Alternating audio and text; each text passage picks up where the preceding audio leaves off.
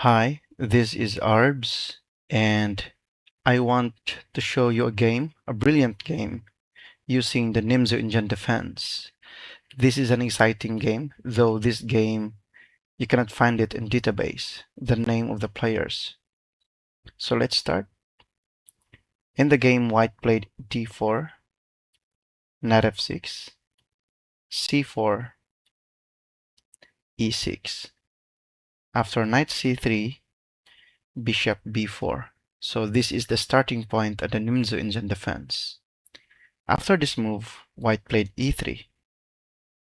So one of the main lines is that if you don't take the knight on c3, then white can play knight g to e2 to connect his knight.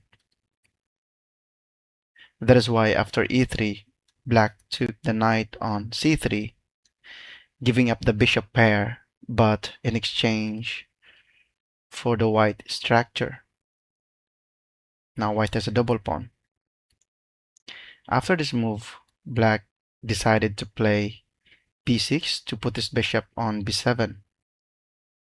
So let's continue. Bishop d3, bishop b7, knight f3. Both players castled here. Now, when playing this position as black, you need to centralize your knight. Knight to e4. Here, the knight attacks the c3 pawn.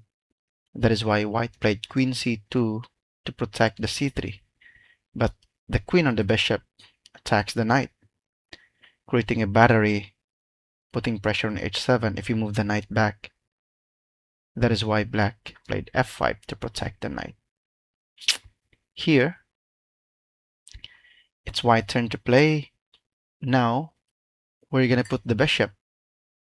If you put the bishop here, it looks like that bishop is very bad. That is why white played bishop a3. At least it makes sense to put your bishop on this diagonal, attacking the rook, rook f6. This rook move, not only moving away from the attacker, but he wants to create a rook left, attacking the king side.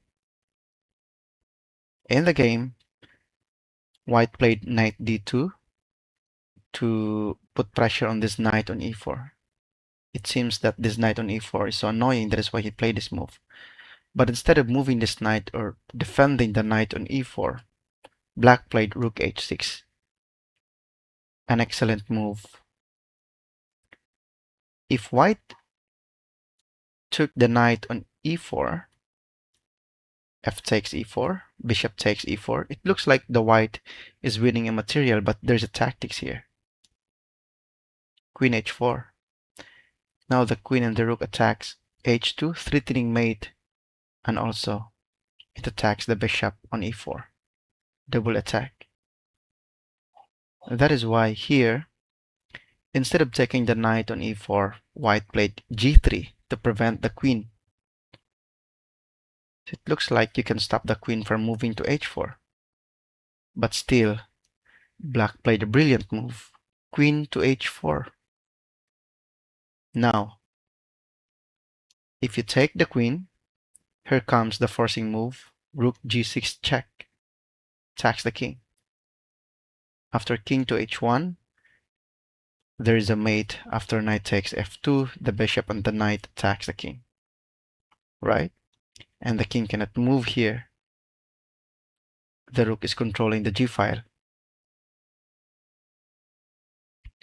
So let's go back. Now white played knight f3. Aside from attacking the queen, it protects the pawn on h2. Now, the initial reaction for this for black is you can simply move the queen to h3, maintaining the pressure, right? But instead of doing that, black played knight g5. This is a shocking move. If you take the queen, there is a checkmate. We call this the suffocation mate, using the knight and the bishop checkmate combination, right? That is why here black or white, I mean white, capture the queen, Knight takes f3 check, double check, right? King to h3. What is the forcing move? Bishop g2. King to g3, rook g6 check, and after king f4, another forcing move, rook to g4 check. King to e5, and here comes the finale. Checkmate in one move. Obviously, this is very easy. Knight c6 is a checkmate. You can checkmate also using by playing knight f3. So this is a checkmate, guys. This is an excellent game using the Nimzo-Indian Defense. So hope you like it. This is my first video of a chess tutorial.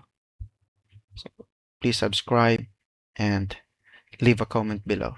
Thanks for watching.